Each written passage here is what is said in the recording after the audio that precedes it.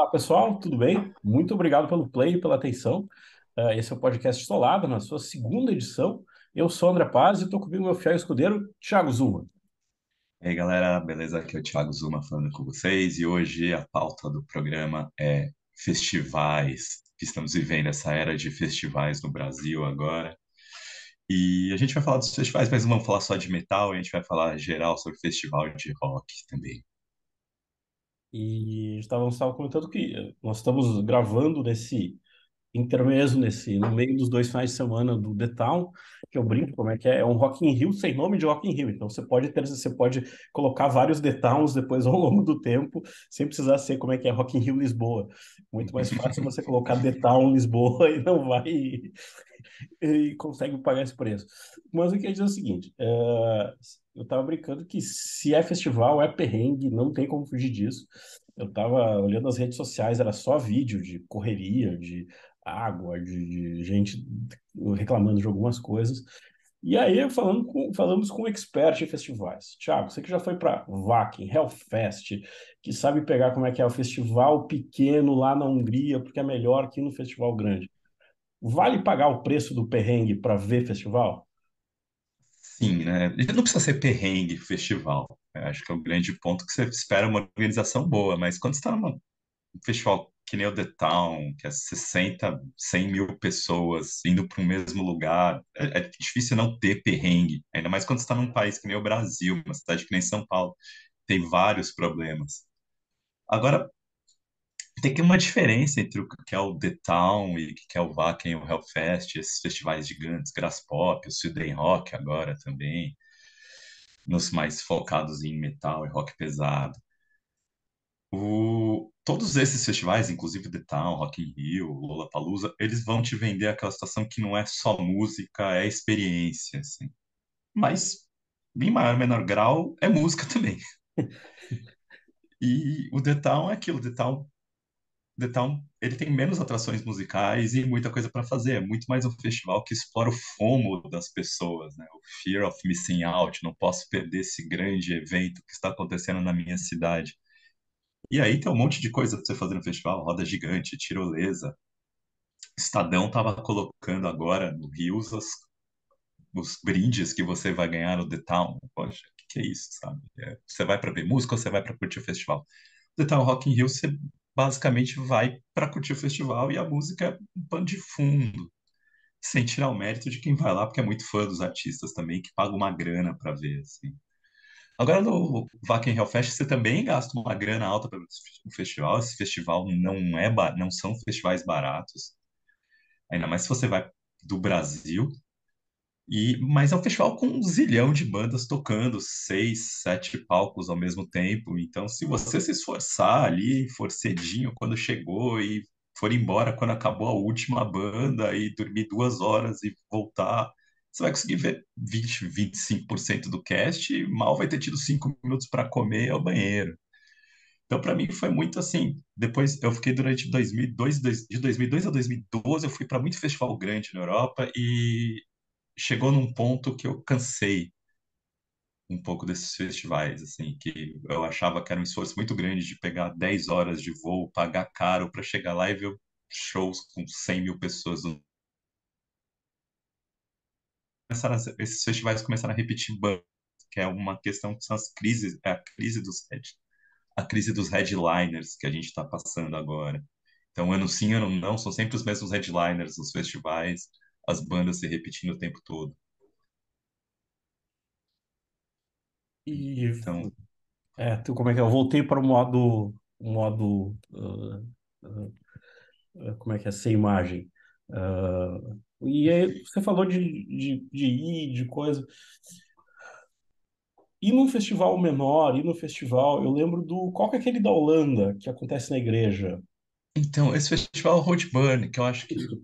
assim, vai entrar no festival menor que ele acontece, que ele acontece na igreja. O Roadburn é um festival que é um conceito bem legal de festival, que ele é um festival que não acontece num lugar só, ele está integrado à cidade. Então ele acontece numa casa, o palco principal dele era uma casa de shows tradicional dessa cidade da Holanda, que chama Tilburg, a casa de shows chama 13, 13. E é uma casa de show para 3.500, 4.000 pessoas, só que ele junta outros palcos. E durante muito tempo, tinha na frente dessa casa de shows, tinha uma igreja velha e que na área anexa a essa igreja tinha um palco, que era um saguão, provavelmente de festas, coisas do tipo, e que eles começaram a fazer, e virou um palco do festival, que chama Het Patronat, que nos últimos anos eles derrubaram essa igreja ou derrubaram esse anexo, então. Mas o festival continua acontecendo em outras pequenas casas da cidade. É como se você tivesse em Pinheiros, em São Paulo, ou na Barra Funda, e tivesse aqui em São Paulo, que são lugares com várias casinhas de shows pequenos, e o festival acontece em três, quatro casas ali num raio de 1 quilômetro, que você fica indo de um lugar para outro. Então é muito legal. O festival menor, os shows são menores, assim. Esse eu lembro que quando você falava muito, até eu fiquei com curiosidade de ver, tipo, pela ideia de diferente. Agora, como é que é? Nós brincamos que eu, como pai, eu sempre brinco assim que quando eu era jovem era aquela coisa, eu quero ir para um Rock in Rio, eu quero ir ver um evento. Aí hoje que eu tenho filha, eu olho para a TV e penso assim, puxa, minha filha vai querer ir para um negócio desse um dia. Qual que vai ser a minha reação quando ela for? Quando eu tiver que levar, como é que vai ser isso? Eu vou. Crise do roqueiro de meia idade, né? Exatamente, crise do roqueiro de meia-idade total, crise do roqueiro de meia-idade total, assim, não vou pagar para ver isso no festival, vou Exatamente, vou pagar ter que para ver, levar minha filha para levar ela no festival, ou para levar ela no estádio para ver Harry Styles, ou coisas do tipo que você fala, mano. né, aquelas coisas que você faz pela família, assim, tipo, Exato. Mas faz ver, parte, é legal também, assim. tipo, ver Ed Sheeran, entende? Tipo, eu Sim. vi, entende? Então, tá lá. Mas ainda de festivais, assim, vamos fazer uma brincadeira, vamos diminuindo um pouco o foco, assim. Nessa mesma linha, a gente acabou de ver algumas atrações do glorioso Summer Breeze, que eu estava até colocando ali na nossa pauta, que é, finalmente temos um Monsters para chamar de nosso, temos a volta de ter quase um pequeno Monsters, tem um festival grande de metal, e anunciaram o Trax, e eu estava lembrando que eles anunciaram o Night Flight Orchestra, que para mim é uma banda que furou muita bolha, eu lembro de ver gente que não é tão do metal ouvindo o Night Flight Orchestra. E aí eu ia perguntar para ti que estava lá, que cobriu, que passou todos os dias de Summer Breeze. É o porte de festival de metal hoje para o Brasil, o Summer Breeze? Então, eu acho que, primeiro, acho que tem que fazer uma diferenciação do Summer Breeze para o Monsters, porque o Monsters, ele tem uma lógica mais de gigantismo envolvida, apesar de não do público, das bandas. Monsters tenta trazer bandas que são muito mais consagradas, ela parte do pressuposto que esse público mais tradicional de rock vai ser atraído pelo grande nome, como Kiss, como Scorpions, como Ozzy Osbourne, e aí agora o boato de Aerosmith para ano que vem, não sei se comporta, mas Iron Maiden, bandas do tipo. O Summer Breeze não, o Summer Breeze ele tem um outro conceito de festival, e eu acho que eles se encaixam, não são excludentes. E o Summer Breeze, ele tem um conceito de festival europeu, e foi a primeira vez que eu vi um festival europeu aqui na América do Sul, aqui no Brasil, São Paulo. Parece que eu viajei muito. Mas que funcionou bastante, que são vários palcos, um cast que apostou em bandas de pequeno e de médio porte, diversificou bastante estilos, e funcionou bem o festival. A estrutura funcionou muito bem, porque quando você coloca na ponta do lápis, você vai olhar e você vai perceber que talvez não tenha aquela banda, aquele show dos sonhos para assistir, mas começa das 11 da manhã até as 10 da noite, porque os shows terminavam às 10 da noite, tinha sempre uma banda que você queria ver. Se fosse uma banda que você gosta, mas não é muito fã, seja uma banda que você gosta muito, mas já viu bastante. Aí, raras vezes, alguma banda inédita, alguma banda que você não vê há muito tempo. Isso tudo aconteceu num local que é de facílimo acesso em São Paulo, que é do lado de uma estação de metrô, estação de trem. Ele funcionou em horários ótimos, porque começava às 11, meio-dia, terminava às 10 da noite. Até tinha atrações depois das 10 da noite, mas eram atrações que eram pagas à parte.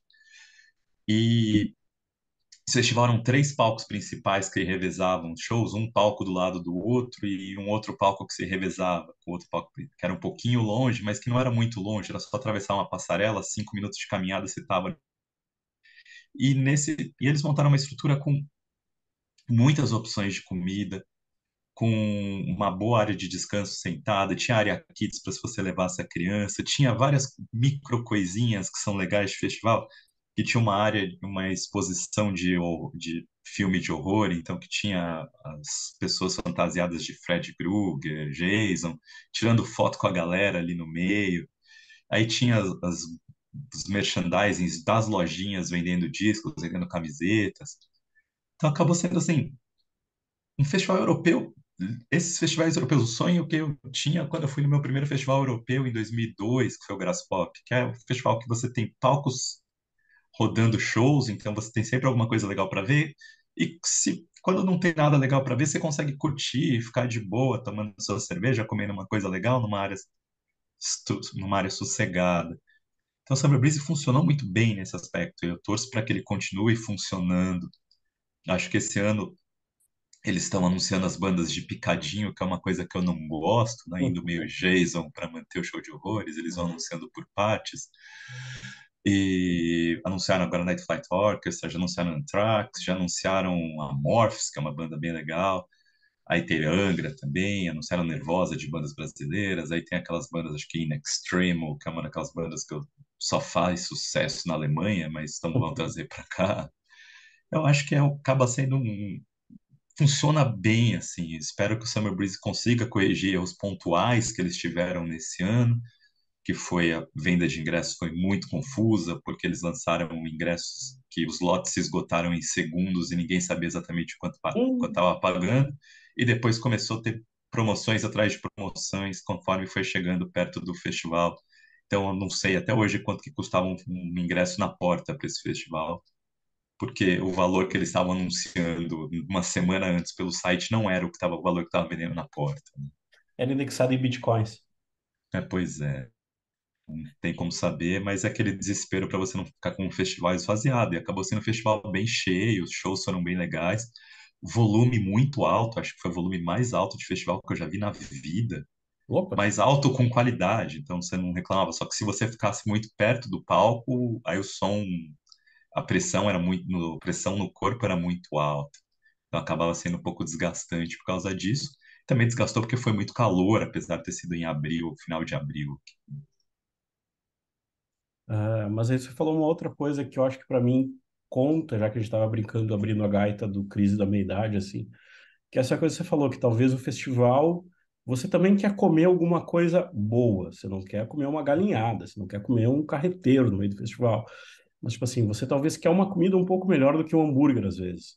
Mas pode ter também, se quiser, tem. Eu acho que isso é uma das coisas legais que os festivais grandes também fazem, que é te permitir você escolher o que você quer comer, para você não ficar refém do que acontecia muito no Rock in Rio no passado, que é ou você vai comer o hambúrguer da lanchonete, que é o que tem. Então, e aí eles limitam as opções de comida que você pode levar.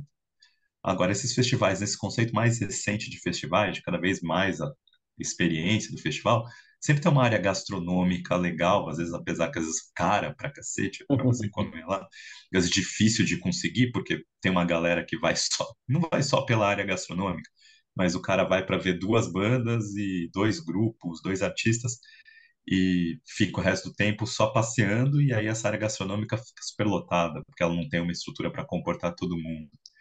E aí, voltando para o Summer Breeze, que acontecia, o Summer Breeze, por ser um festival de metal que levava o público pelas bandas também, essa área gastronômica estava sempre de boa, porque tinha sempre gente assistindo shows. Então, eram exceções as pessoas que não queriam ver nenhum show em algum momento, assim. Vamos fazer uma brincadeira, vamos fechar ainda mais o foco, vamos fechar mais o foco, você já deu spoiler antes. Setembro, que nem eu brinco, mês da volta da NFL, que o pessoal fala, setembro sempre chega, e mês do glorioso Setembro Negro, que é um festival que já tem, assim, um público cativo, já tem uma agenda cativa por ser um festival às vezes mais extremo, mas que é um festival que ele é muito eficiente na proposta dele. Esse ano tem Voivode fazendo como um headliner, mas que vai na primeira noite, que até eu brinco assim, uma banda clássica e que talvez nunca teve a devida atenção no Brasil, então quase como se o festival conseguisse tentar corrigir o erro, mas tentar trazer isso. E aí eu te perguntar um pouco assim do Setembro Negro, por que que ele deu certo? É a ideia de ele ter uma curadoria muito massa de bandas, de colocar umas bandas mais pesadas, mas talvez colocar umas bandas tipo, um pouco mais leves para esse público, mas que talvez ele não teve oportunidade de ver, ou é o fato de ser tudo no Carioca, que é um lugar só, um lugar menor. O que que é talvez a receita do Setembro Negro? Eu acho que é um pouco disso tudo. Mas, assim, Setembro Negro a gente tem que dizer que foram dois períodos. Que o Setembro Negro ele teve de 2002 a 2012, ele era um festival focado só em metal extremo. Assim, eu fui em algumas edições, era um dia só, normalmente uma ou duas bandas gringas, uma ou duas bandas brasileiras dando suporte. Chegou até a acontecer em edições em São Paulo e fora de São Paulo também. E o Setembro Negro, em 2012, acabou junto com a produtora. A produtora deu um tempo, assim, a Pumba, do Edu Lane, do Nevo Caos, que é o dono da produtora. E aí, em 2018, o Setembro Negro voltou. E o Setembro Negro voltou mais próximo desse conceito do festival pequeno europeu. Festival pequeno americano também nos Estados Unidos tem alguns festivais desse tamanho, que nem o Maryland Death Fest, que nem o Milwaukee Metal Fest, que são festivais muito mais de nicho.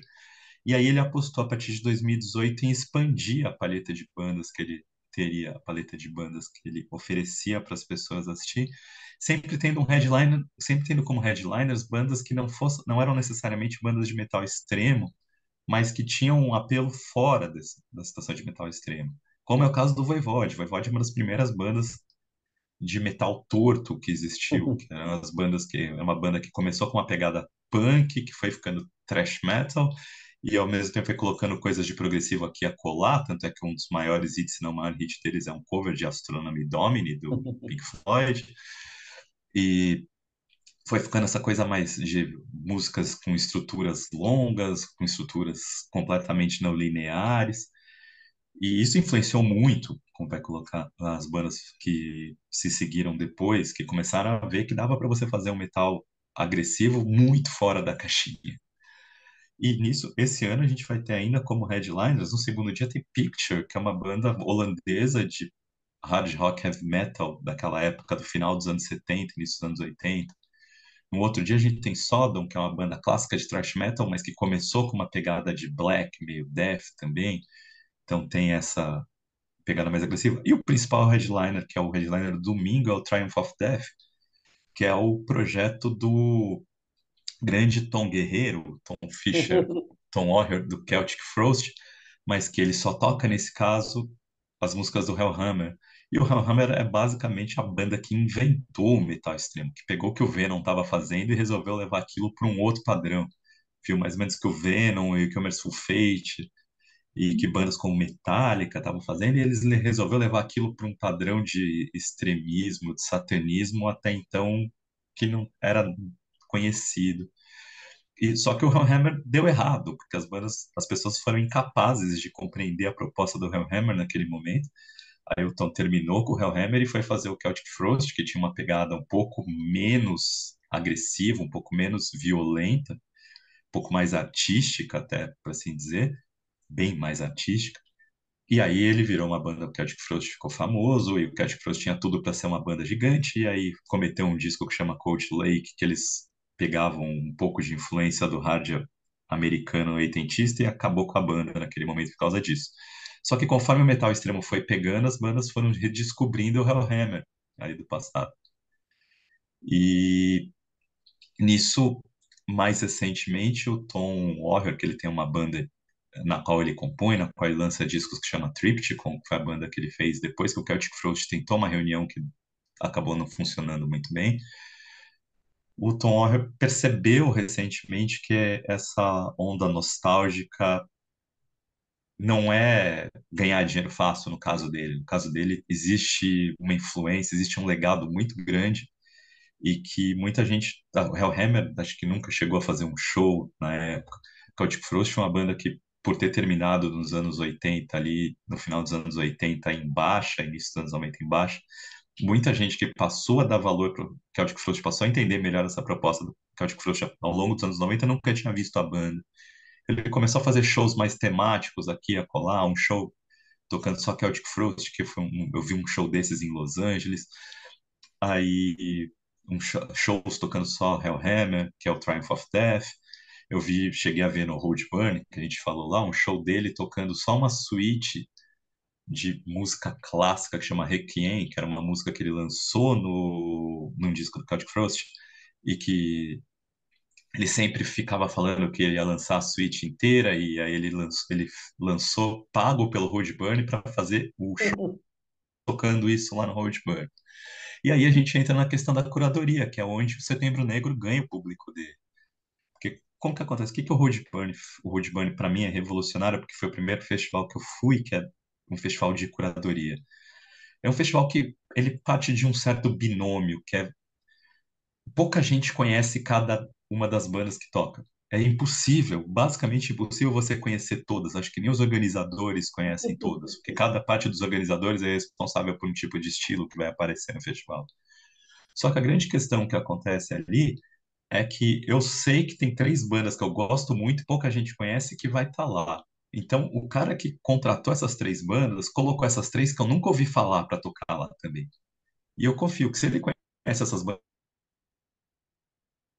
que vai estar no festival, deve ser tão boa quanto essa que eu conheço. Então, pode ser até que eu não goste, mas ela deve ter algum valor, então eu vou conferir para ver se ela é legal. E o Setembro Negro, nessa pegada nova, conseguiu fazer isso muito bem, que é unir alguns estilos diferentes, trazendo algumas bandas que, como Sodom, que já tocou aqui no Brasil várias vezes, mas não veio faz tempo, e algumas bandas que nesse festival vai ter uma banda que chama Sadistic Intent, que é uma banda que se você procurar nos streams você não vai achar, mas é uma banda de death metal cultuada, ela mal tem discos lançados, são só EPs, singles, splits, mas é uma banda dos anos 90 cultuada. E aí o Setembro Negro funciona muito com base nisso. E aí é um festival que você vai para ver show, porque é um palco só, um lugar só, você terminou o show, você não tem muito o que fazer, você vai conversar com a galera, falar sobre o show que você tá vendo, tomar uma cerveja, comer alguma coisinha. Ele até conseguiu montar no Carioca Clube, no espaço lateral que tem no Carioca aberto, ele conseguiu montar uma estrutura com comida, com bebidas, então você não precisa ficar o tempo todo parado ali olhando para o palco sem esperando o show aparecer, você pode sair. Inclusive ele faz uma coisa que é muito legal, que ele dá a pulseira do festival. E com essa pulseira, durante os 4 dias, quatro esse ano, eram três até o ano passado, você pode entrar e sair da casa. Então, se você, vai ter uma hora que vai ter uma banda de uma hora que você não gosta, você está em Pinheiros, Pinheiros tem opções de restaurantes pra caramba. Você pega, sai, vai no restaurante, come alguma coisa, volta. Ou se você não quer gastar dinheiro, você vai no mercado, compra um salgadinho, uma cerveja do mercado lá mais barato, toma na rua e volta ao festival depois para ver a banda. Então, o Setembro Negro faz isso muito bem. Ele faz esse festival ficar legal por causa disso. Então, a galera que vai para ver a música, e vai para ouvir as bandas tocando. Então, isso funciona muito bem. E esses festivais pequenos funcionam nessa base. Você vai porque você é atraído por algumas bandas que estão lá, que é difícil de você ver em outro lugar.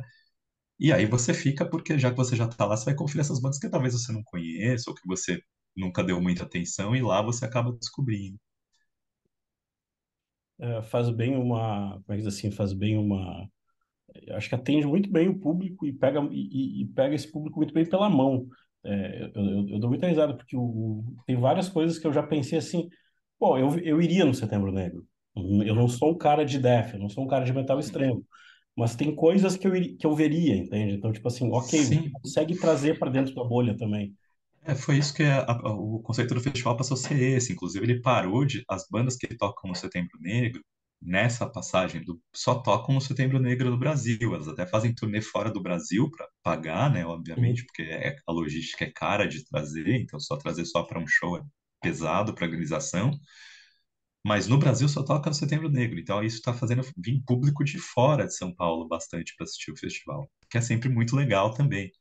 E aí o Setembro Negro também tem uma questão de procurar bandas que saiam do eixo sul-sudeste para tocar, sempre tem pelo menos uma banda do norte e nordeste tocando por dia, que é muito legal também deles. E aí entra na situação da curadoria, eles procuram bandas boas para você ver, assim. É aquela história, vale a pena a grana do seu ingresso. Vale, vale. Então, aí vai entrar, tem festivais que seguem essa mesma lógica do Setembro Negro lá fora, que eu gosto muito, que é o Road Burn, aí você tem festivais que eu já fui ver que são mais focados em um estilo só, que nem o Desert Fest, que acontece em vários países da Europa, assim. Aí você teve, nos Estados Unidos, você tinha um festival mais focado em estilos derivados de Doom, que chama Psycho Vegas. E eles deram um tempo esse ano, não sei se voltam no ano que vem. E eu fui ver um em Los Angeles. Não, Los Angeles não é mais em Los Angeles, mas é um festival da revista Decibel, que é nesse mesmo conceito, que é Uhum, muito parecido com o Setembro Negro, que é organizado pela revista, e que eles fazem junto com a Decibel Metal and Beer. E isso. eles fazem uma feira de cervejas junto com o festival, e feira de cervejas artesanais. E aí o que é legal do festival é que as bandas fazem parcerias com as cervejarias para lançar uma cerveja deles. Então, várias das cervejarias têm uma cerveja feita em específico com alguém da banda que curte cerveja. Então, acaba sendo legal esse festival. Eu fui numa edição que teve em Los Angeles, não tem mais em Los Angeles, agora na costa oeste ele acontece em Denver, e na costa leste ele acontece na Filadélfia. E dizer, foi nesse que você viu o Glenn Danzig que toca Elvis Presley? E não, eu não vi ele fazendo isso. O que eu vi foi no Psycho Vegas, eu vi um show do Danzig tocando três inteiro, mas era o Danzig em Vegas, né? Então a gente tava na expectativa de que em algum momento ele fosse aparecer cantando Elvis. Que tem, depois eu fui ver, falei, cara, e o pior que tem, o vozeirão fecha todos. É, ele podia ter gravado esse disco antes. Agora a voz não tá mais naquele momento grande, assim. Mas foi é um disco divertido, ele cantando Elvis, eu recomendo. Mas aqui você acaba de brotar uma pauta futura pré-Ghost, que é por que que a piada do Ghost só faz sentido agora? Que foi, mas isso é um spoiler futuro. E essa foi aquela pergunta que a gente se fez naquele show do Ghost outra vez, que a gente falou, por que que essa piada só faz sentido agora? Mas isso é o tema futuro, talvez seja o tema futuro Spoiler da resposta é porque eles mudaram um pouquinho a piada, mas a gente conversa sobre isso mais pra frente. Exatamente. Você Mas falou você jogou lá, como diria o glorioso Rogerinho, você jogou a energia lá em cima, você jogou lá para fora. Então deixa eu aproveitar o embalo e olhar. Mês que vem tem Power Trip, que é como é que é a versão do Old Cella, só que versão metal. 3 dias, como é que é? Guns com Iron, AC/DC com Ozzy. Esse do Ozzy o Ozzy cancelou, entrou Judas no lugar. entrou juntos, Judas entrou juntos. Priest e AC/DC. Exato, exato. AC/DC com Judas, e Metallica com Tool. Eu confesso para ti que eu veria Metallica com Tool. Eu iria nesse. Assim, entendo que AC/DC e Judas é massa pra caramba, mas um show do Tool sempre é um show do Tool. Qual seria a tua escolha? Então, está assim, na vida real, não tem escolha, porque eles não vendem ingresso para um dia só. Você tem que comprar o combo dos 3 dias. E aí você se prepara para pagar uma pancada que vai de US$ 600 a US$ 1.600 o ingresso desse festival. E os US$ 600 é para você ver o show da pista longe, assim. Então, Binóculos. exatamente, é complicado. Assim, eu acho que Metallic Tour seria legal, até porque eu nunca vi Tool ao vivo e é uma baita produção. Já E viu Tool? agora, eu nunca vi Tool, você viu, né? Eita, eu vi. Você viu, né? Acho que com o Iobbe abrindo ainda. Isso. Exato. Namastê. Então, e o Tu faz uma puta produção de palco. Eu não sei se eles vão deixar o Tu fazer essa puta produção de palco, considerando que eles vão tocar no mesmo dia do Metallica, que tem uma outra baita produção de palco. Como é que vai fazer? E também acho meio esquisito, né? O Tu tá nesse cast, assim. Eu acho que a própria batera do Tu deu uma entrevista dizendo que a intenção deles é não estragar a festa. Assim, a questão dos boatinhos que rolaram de lado do Power Trip era que o Ed Trunk, o famoso Ed Trunk, também conhecido no Brasil como Dudu Tranqueira, ele disse que um festival tinha tentado reunir o Deep Purple e o Hit Blackmore. Então, para mim, parece que aí encaixaria ter o Deep Purple clássico tocando num desses dias do Power Trip e ser bandas na mesma proposta. Mas, assim, obviamente, desses shows, assim, eu gosto demais de Metallica, gostaria muito de ver Tu pela primeira vez, mas se eu tivesse que escolher um dia, acabaria escolhendo AC/DC com Judas, porque acho que eu vi muito pouco AC/DC na minha vida, só 2 vezes. É muito raro ver. Não sei qual que vai ser a lógica desse AC/DC, se o AC/DC vai sair em turnê de novo, que situação que tá. Tem boatos de que ele deve sair em turnê, inclusive o Hellfest meteu uma raiozinho no meio do Hum. Hellfest ali, que parece um spoiler deles. E aí eu acho muito um evento desse porte, porque o Judas Priest normalmente é uma banda que é relegada ao segundo plano do heavy metal. E aí agora faz parte do Rock and Roll Hall of Fame, por mais que tenha tido uma entrada que não foi bem uma induction normal deles que rola, mas ele acabou entrando num quesito secundário, mas entrou, é uma banda do Rock and Roll Hall of Fame, mas que conforme a condução de carreira do Judas dos anos 90 em diante, fez com que o Judas perdesse muito do nome que ele conseguiu fazer nos anos 80. Então, ele nem de perto tem o tamanho das outras, todas as outras bandas que vão tocar, inclusive que o Tu faz turnês para muito mais gente nos Estados Unidos hoje. Então, eu ficaria com esse DC e Judas mesmo. O Tu tem uma coisa que assim, o Tu ele toca pouco e ele esgota. É um negócio maluco assim. Eu lembro que eu babei na hora de comprar ingresso do Tu. Eu lembro que eu babei, tipo, sei lá, uma meia hora, e isso que era uma turnê, não era show isolado, era uma turnê.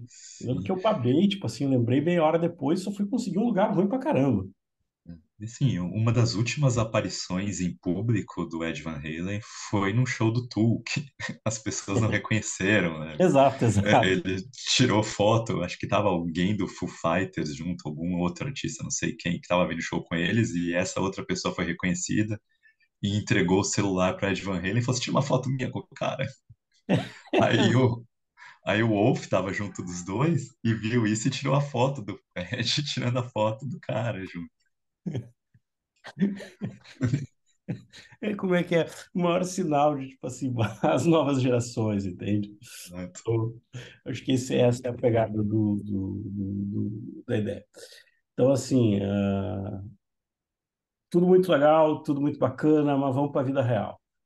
Qual o maior perrengue que você pegou no festival? Eu brinco que o meu maior perrengue foi o palco cair, na época que eu trabalhava, como é que é, fazendo o site do Planeta Atlântida, cai o palco do show em Floripa, aí você não sabe se você se cuida, você não sabe se você vai ajudar a gente, você está na cobertura, assim, você Fazer a recentra, reportagem daquilo, né? você tá recentra, daí você, Passar aí não, informação, né? como é que é? Você recentra a bola, né? Quando você chega no quarto de hotel depois, você olha, bah, eu saí de lá, tá todo mundo vivo, até agora ninguém morreu. Eu não lembro como é que foi a contagem, teve acho que umas 30 e poucas pessoas feridas, mas Sério, né? não teve morte, graças a Deus. Mas foi uma coisa muito maluca, assim, você vê artista que você não está acostumado a ver correndo, assim, o palco caiu. E o que gera aquela brincadeira clássica da minha vida até hoje, que era num show do Lulu Santos, né? E no sábado à noite. Então eu sempre lembro, né, que todo mundo espera alguma coisa no sábado à noite. Sábado à noite o palco pode desabar, né? Esse é o clássico daquela época. Thiago, maior perrengue que você pegou.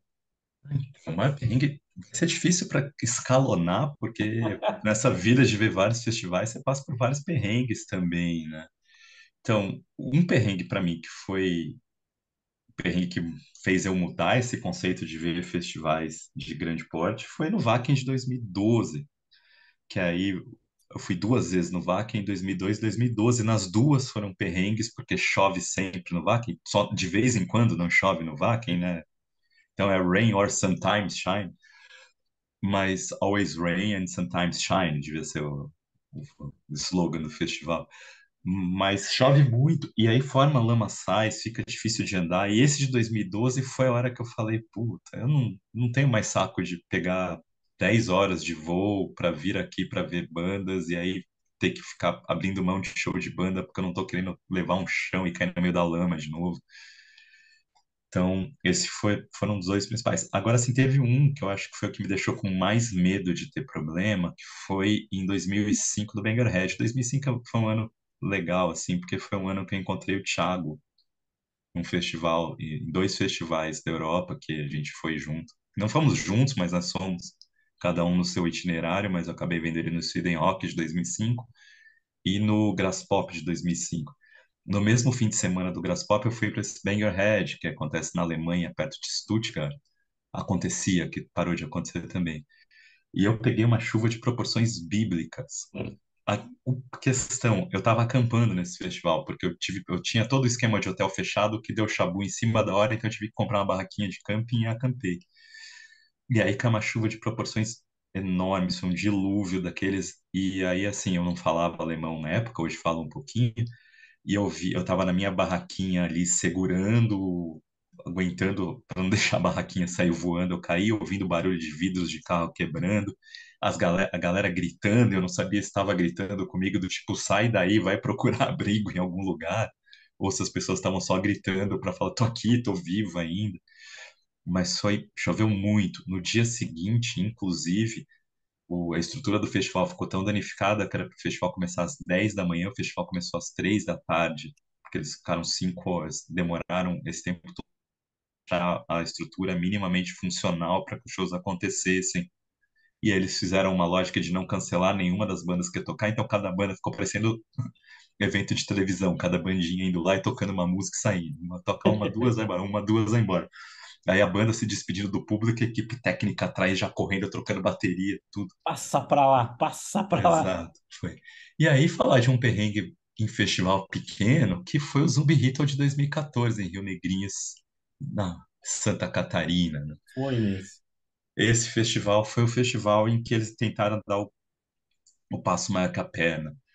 O- os anos anteriores, o Zumbi tinha crescido e começado a colocar umas bandas internacionais e funcionado. Inclusive, no ano anterior, ele tinha sido open air até. O festival acontece em Rio Negrinhos, no mesmo lugar onde acontecem vários festivais ali na cidade. Inclusive, um que chama Psicodália, que normalmente acontece no Carnaval. Então, tem estrutura de camping, tem tudo. Não era um Maranhão open air, era um festival que tinha tudo para funcionar. Só que eles anunciaram um cast com muita banda, então, e um cast no padrão do festival, tipo Setembro Negro, assim. E começou a acontecer que na semana do começaram a cancelar, porque o Zumbi não tinha dinheiro para pagar essas bandas para virem tocar. Que aí acontece aquela coisa do brasileiro, ele pagava a entrada da banda e aí esperava que a banda ia chegar aqui e ia resolver tudo pagando de cerveja na hora. E aí algumas bandas falaram, olha, se vocês não pagarem o resto do cachê, a gente nem vai pro país, a gente já volta para cá. E bandas algumas que já estavam na América do Sul para tocar. E aí chegamos no primeiro dia do festival, foi um festival de 4 dias. E no primeiro dia do festival, aqueles boatos, porque começava uma banda brasileira tocava e demorava uma eternidade para vir tocar outra e ficava sem ninguém saber o que estava acontecendo. O headliner do primeiro dia seu Destruction, banda de thrash metal alemã, e a gente sabia que os músicos estavam na cidade e aquelas boatos correndo ali, sabe? Cada um achando que aconteceu uma coisa. Parece que rolou uma briga de porrada mesmo entre o organizador do festival e o Schmier do Destruction. E aí eles foram falar que o Destruction estava cancelado, e aí anunciaram que outras bandas que tocariam iam cancelar, e virou uma cena típica de Monty Python, do tipo o cara falando do palco ali, as coisas que estavam acontecendo, e cada um gritando uma coisa diferente ali no festival. Não sei se vocês já assistiram A Vida de Brian, mas tem um momento que é assim. E aí ele falou, e aí, o que eu faço? Vocês acham que por causa desses cancelamentos eu cancelo o festival e vão todo mundo para casa? Aí lógico que todo mundo falou assim, não, continua, não sei o que, blá. E aí, o que eu posso fazer, sabe? Tipo, aí alguém gritou em algum momento, compra mais barata a cerveja! Ele, isso, a partir de amanhã a cerveja eu vou colocar com preço de custo, vou tirar a taxa de lucro do festival, cerveja. E aí aconteceu que não teve limpeza durante os 4 dias de festival. No terceiro dia, quase que o festival acabou porque a equipe técnica não recebeu o dinheiro. E aí um dos patrocinadores acabou pagando a equipe técnica para o festival ir até o final. Assim. Acabou sendo um perrengue. O que aconteceu, que faz parte também. Vamos terminar numa nota boa. Hoje, em vez de indicar disco, indicar show. A gente falou, falou, falou. A gente perguntar assim, tá, então qual foi a coisa que valeu a pena ir pro festival ver? Que tipo assim, pô, isso valeu a pena. Eu tava lembrando, pra mim, vai ser eternamente, acho que um dos melhores shows que eu vi na minha vida, que foi Halford no Rock in Rio 2001, que é aquele show que ele é um show que quebra tudo, literalmente. Eles quebram guitarra É, e coisa no fim. foi o show de basicamente uma espécie de volta de fases que o o Halford fez com o Judas Priest, com os fãs de heavy metal, né? Era a turnê do Resurrection, ele voltando a Exato. fazer metal clássico com uma banda que tocou Judas à perfeição. Foi lindo esse show, foi um dos melhores da minha vida também. Não, assim, e a banda era muito feroz mesmo. Recomendo, assim, você ir pro YouTube depois. Ele lançou isso em DVD, depois Sim. oficialmente, mas no YouTube tem a transmissão do Multishow, acho que é. E eu sempre lembro que eu tava com o Gabiru nesse show. E a gente, quando termina, assim, ele termina com aquela Breaking the Law, que ele não canta, né? Tipo, o público todo cantando, o Rock in Rio todo cantando. A gente meio que se olha e fala, tá, o que que aconteceu aqui? Que caminhão é esse que passou, entende? Ele não fala uma palavra com o público inteiro, o show inteiro é uma música atrás da Na outra, e a outra. única hora que ele fala mais ou menos com o público é antes de Breaking the Law, que ele dá aquela aquecidinha do público típica do Aham, Freddie Mercury, e ele fala Sing the Words Here, é a última coisa que ele fala no show, joga Breaking the Law pro público e o público inteiro canta Breaking the Law, termina o show com todo mundo quebrando tudo. legal pra E caramba. ele não fala nada, ele só mandando os tchauzinhos com a mão pro povo, assim, sabe? Vendo aquilo tudo que ele provocou do festival. Não, assim, show de rock and roll in a nutshell, assim, é uma definição perfeita. Vale ver, e só lembrando, assim, que você falou, ele faz as pazes, é uma bela combinação de, ó, eu tenho esse catálogo antigo para refazer pazes, mas tem coisas novas muito legais, então, assim, não só como execução de show, mas até como setlist, um setlist que entendeu muito bem o momento e vendeu, né, Dream Theater, você poderia ter sido um belo headliner de Rock in Rio e jogou essa história fora. Isso, e o do Thiago, Halford ainda ele conseguiu fazer, não só tocar clássicos do Judas, né, que isso que foi legal, ele tocou umas exato. músicas que era do fanático de Judas que ele conhecia, assim, então Eu acho que foi ele bem abre, legal. eu acho que ele abre com, não é Made in É, Heaven, é o Resurrection que ele abre, eu acho. ele toca Stage Class, que eu jamais imaginei que eu ouvia ao vivo Stage Class do Judas Priest ao vivo, assim. Então, agora falar assim, de um show meu, assim, tava pensando e é difícil de lembrar um show de festival que seja marcante pelo show ser bom, exatamente, porque o festival nem sempre é o melhor lugar para você, o melhor lugar para você ver um show, porque existe muito uma banda saber equilibrar as bandas, as músicas que o povo quer ouvir, com sem soar tão apelativo de tocar só hit o tempo todo, que fica meio chato, mas também não dá para deixar muito no escuro tocando muito música obscura. Então fazer isso que o Halford fez, que é equilibrar obscuro com música nova, com um clássico, perfeição. O Judas faz isso muito bem. E aí você tem um frontman que traz o público junto, e eu acho que isso é essencial. Mas eu vou lembrar de dois shows que foram marcantes para mim em meio a perrengues, né? Que foi primeiro foi o Candlemas, que foi na turnê de reunião da banda com o Messiah em 2002 no Wacken, que foi o show que não foi no palco principal do Wacken, foi no palco, o terceiro palco do Wacken, mas que foi um show lindo, só tocando clássicos, e aí era o Messiah vestido como Messiah e comandando o público que estava alucinando vendo aquilo. E um outro show também foi na Alemanha, foi naquele Beggarhead de 2005, que foi o Twisted Sister, que foi a primeira vez que eu vi Twisted Sister também. Nesse dia eles tocaram Stay Hungry inteiro, então não era a melhor oportunidade de ver o Twisted Sister, porque tem coisas no Twisted Sister ao vivo que são clássicas que não aconteceram naquele dia, por ser Stay Hungry inteiro. Mas eu lembro muito porque teve um momento do show, porque o Dee Snider é um frontman que fala o tempo todo, não para de falar com o público. O Dee Snider, uma hora, ele fala: Ei, você que estava na sua barraquinha ontem acampando, mostrando o dedo médio para o céu e falando: enfia essa chuva no cu e você vai aguentar. Era exatamente o que eu tinha passado. Capturou essencialmente a sensação que eu estava naquela hora, segurando a barraquinha para que a barraquinha não cedesse pela água e falando: que no cu essa chuva do caralho, que eu não aguento mais. É, É, como é que é? O momento not safe for work. Você falou Twisted Sister, um belo documentário, vale ver. A sim, gente vale. acabou, outra banda que aqui a gente ficou meio à margem, assim, de tudo. Opa, mas rendeu uma conversa massa, rendeu uma conversa Sim. massa. Então é isso, brigadão, brigadão. Eu sem câmera hoje pela conexão em quartos de hotel, como diria Humberto Gessinger. E outra banda que esperamos a reunião, agora que a Augusto Lix está voltando aos palcos, como é que é? Exato. De Ir na pouco esteira dele, do Titãs, né? Pegar o embalo ali. como é que é? Ele tava, esses tempos atrás ele fez um show em um bar super pequeno, aí agora vai ter um show do Ney Lisboa tocando um disco, não é só o Carecas da Jamaica, tocando um disco clássico que ele vai tocar. Então o Lix está saindo da casa, está saindo do casulo depois de um tempo.